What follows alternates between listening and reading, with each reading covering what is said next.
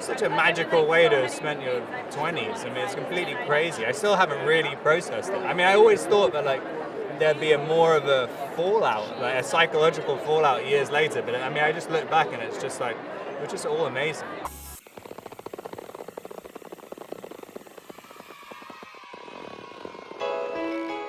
It's the Summer of the Odyssey, and with Rob Pattinson's performance as Antinous getting rave reviews, it seems like a good time to highlight his earlier work. I interviewed R. Patch for the first time in 2011 at the Water for Elephants premiere, and I was struck by how down-to-earth and cool he was, especially considering the rarefied air he breathed as a teen idol. Yes, British actors are typically more down-to-earth than their American counterparts, but he was really impressive, and I wanted to shout it out here.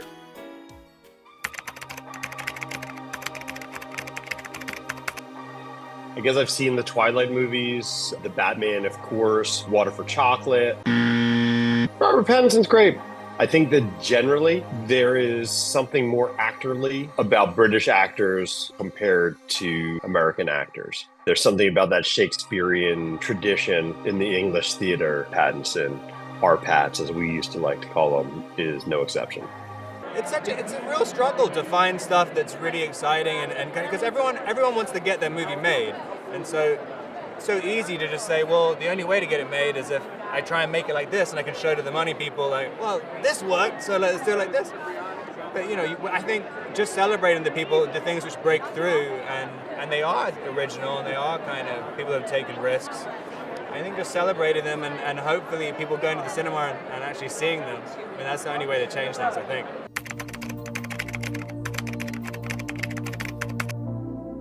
I had watched the first two Twilight movies. Not a huge fan. I think they're pretty stupid. Vampire baseball. I'm sorry, I thought you said vampire baseball, but that's one of the dumbest things I've ever heard.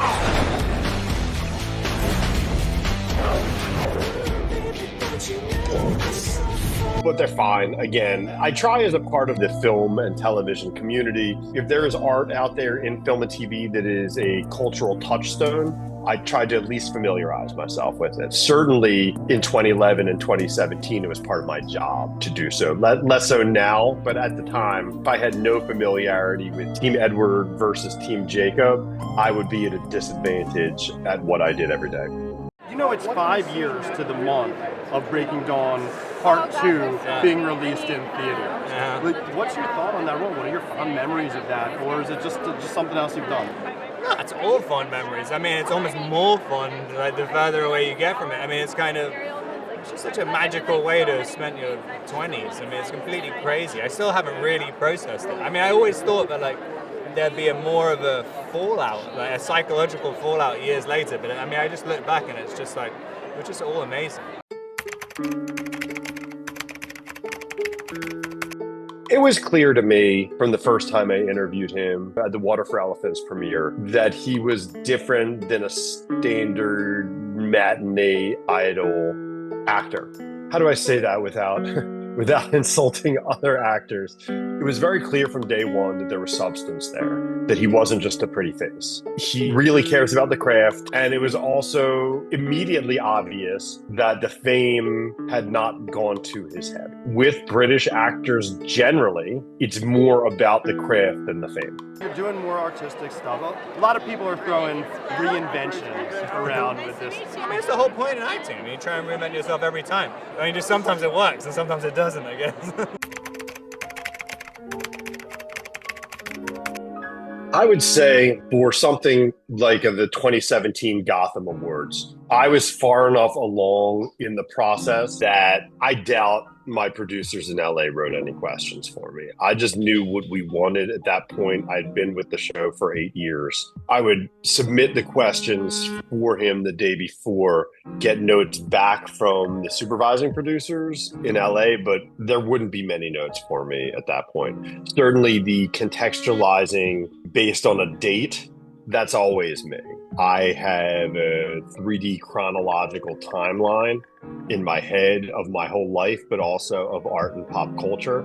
So it was always easy for me. A hallmark of the questions that I wrote were always contextualizing the career at the moment where the interview was taking place with where they had been previously, especially if it was something that was of interest to the e-viewer. The show was looking for things that would resonate with our demo. 18 to 39-year-old, primarily female demo, pop culture obsessed. And when there is something that is a cultural touchstone like Twilight, you want to hit that. Team Edward versus Team Jacob, when I started working for E in 2009, that was the question of the day, you know, that was the boundary that was drawn. Twilight was the hottest thing. The Case Stu, R. Pat's relationship was the number one story at the peak of the show's popularity. For me in 2017, how I would know that is like, you just have to relate it to something that you know the audience loves, and I know the audience loves Twilight. So at the 2017 Gotham Film Awards, Robert Pattinson was being honored for his role in the indie movie Good Time, which, to be honest, the e-viewer didn't care very much about. They cared about Twilight. It wasn't going to work if I asked him about Good Time. It wasn't going to work if I asked him about acting, an independent film compared to big budget fare, studio fare. What works for our story is tell me about Twilight, you know, but how do you say that? Because you can't come right out 5 years after the last movie's out and ask him. You have to contextualize it. So from an interviewer's perspective, how you relate what the audience wants to hear with what you're there to promote, that's the balance. And that's why chronology and using anniversaries and nostalgia, that's why that always works in that context. The Odyssey is pretty remarkable. When you look at the cast list, it is a veritable who's who of Hollywood royalty over the last 15, 20 years, over the century, frankly. Pattinson's inclusion on that all-star team is very indicative of the role that he has come to occupy in the pantheon of great actors. The reviews that he's getting for his performance belie that status. That's what people are talking about. They're talking about how great Robert Pattinson is in nearly all the reviews I've read.